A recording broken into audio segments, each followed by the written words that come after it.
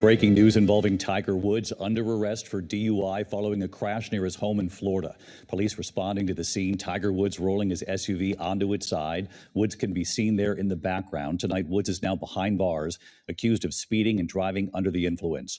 The golfing great involved in multiple crashes in recent years, including 2021, when he nearly lost part of his right leg and struggled ever since to make a comeback.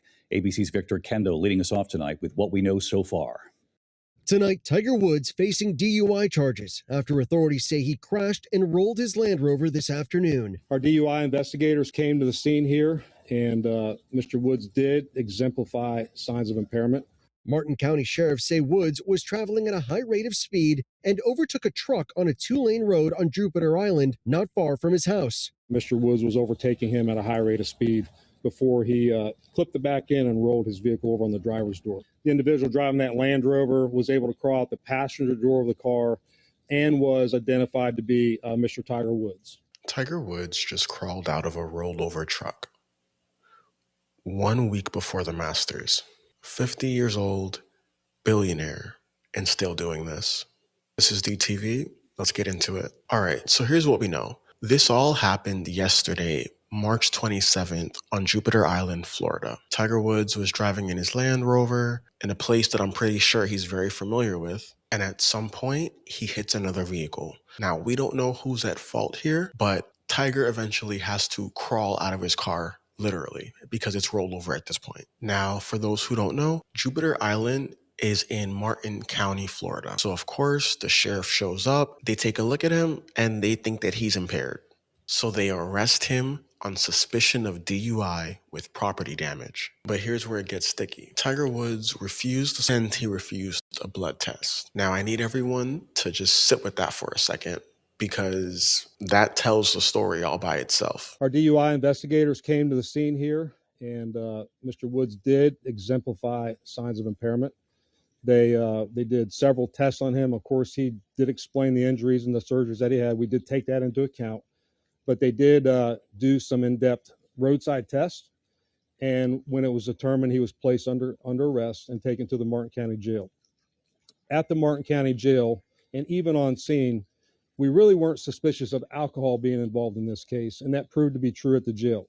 So Mr. Woods did a breathalyzer test, blew triple zeros, but when it came time for us to ask for a urinalysis test, he refused, and so he's been charged with DUI, with property damage, and refusal to submit to a lawful test. Now, let's be fair and put up the pitchforks. Tiger Woods has not been convicted. He's only been arrested. And he is innocent until proven guilty. However, let's keep it real. You don't refuse a test that you know you're going to pass. And here's the other thing, property damage. He didn't just run a red light. He hit someone's car. There is a whole other person that is involved in this case that we are forgetting about because it's Tiger Woods. And I get it. But because everyone's so focused on him, we aren't thinking about this other person. And if that other person is anything like me, every single bone in my body from this point forward is permanently damaged.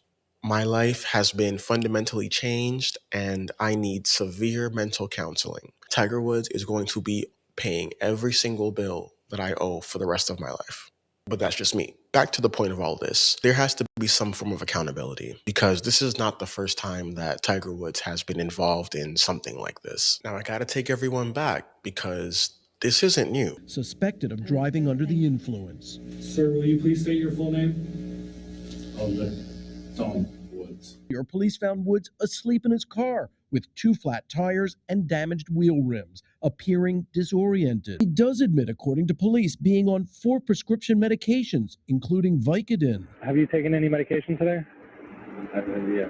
After he has trouble with a series of field sobriety tests, he's arrested and taken for more testing. The test is negative. 3 zeros, triple zeros, which means the instrument did not detect any alcohol on your breath. Later that day, Woods issued a statement writing, "What happened was an unexpected reaction to prescribed medications," and he apologized. Now, his defense was that the medications interacted, it wasn't intentional, so the world gave him a pass. Because at that point, we all knew that he was playing golf for many years, he's had multiple injuries, so he probably really did need all those things. We understood. But fast forward to today, 9 years later, he's 50, He's time to heal, time to think, time to rebuild. And he did rebuild. In 2017, Tiger Woods couldn't get out of bed without help. He couldn't even walk more than 50 yards. He was ranked 1,199th in the world. He went under 4 back surgeries, 4 knee surgeries,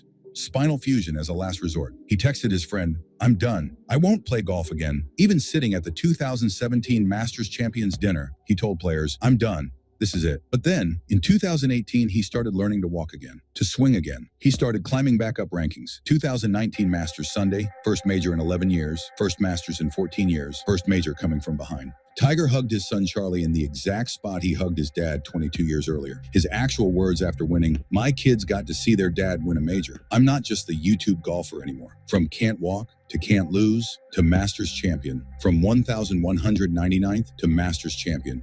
The greatest comeback in sports history." One of the biggest comebacks in sports history. But here's what I need to know, and I'm sure what you guys need to know too, is at what point does the comeback narrative stop covering for this behavior? In 2021, Woods was involved in a rollover wreck in California. He was said to be traveling twice the speed limit at 80 miles an hour. The single vehicle incident left his leg heavily damaged at the time, but Woods was not cited. In Friday's collision, deputies say Woods was trying to speed past that pickup truck and trailer on a narrow 2-lane road. This could have been a lot worse. Now, this is where I get real with you, because I hear people online saying, "Leave Tiger alone. He's a legend." And I get all that because I respect his legacy too. But we can't make an exception just because he had a Hall of Fame. As an adult, you are responsible for the energy that you put out into the world. And you are also responsible for the consequences of your actions. Tiger Woods could have called an Uber. He could have called a friend. He could have called literally anyone to bring him home. He is a literal billionaire. You can't tell me that he couldn't find anyone on the street to just bring him to where he needed to be. The second thing that we have to be aware of is that this happened at 2 p.m. on a regular day, not 2 a.m., not midnight. Like, this is something that is really abnormal. So now I have to ask the question, is what was going on with him at 2 in the afternoon? Because this was not a celebration. I think that there is something deep and complicated that is troubling him, and I think that he's just trying to escape. Either way, I genuinely hope that he gets help. And before anyone says anything, you can hold someone accountable and genuinely hope that they do better. The two aren't mutually exclusive. All right, Tiger Woods is arguably one of the greatest golf players of all time. Today, Tiger Woods' legacy extends far beyond the golf course. Yes, he is one of the most accomplished athletes of all time, with 15 major championships, 82 PGA Tour victories, and countless other accolades. But his influence reaches into the realms of culture, race, and business. Woods has paved the way for a more diverse group of athletes in a traditionally exclusive sport of golf. He shattered racial barriers, becoming the first African American to win a major golf championship. Young players from all walks of life now cite Tiger as their inspiration, proof that golf is no longer just a game for the elite. Off the course, Woods has grown his brand into an empire. From designing golf courses to philanthropic efforts through his TGR Foundation, Tiger's influence continues to shape the sport and society. Even when he's not swinging a club, his presence looms so large. What he did for that sport, especially for Black people in that sport, is undeniable. He opened doors, he broke down barriers, and he made kids that look like me want to pick up a golf club.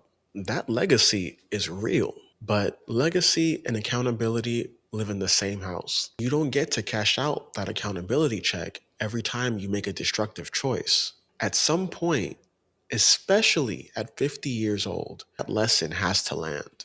Because right now, there's some kid out there with a Tiger Woods poster on their wall, and today they're watching him crawl out from under his car and get handcuffed on a Friday afternoon. What do they learn from that? That's the question that no one on ESPN is asking.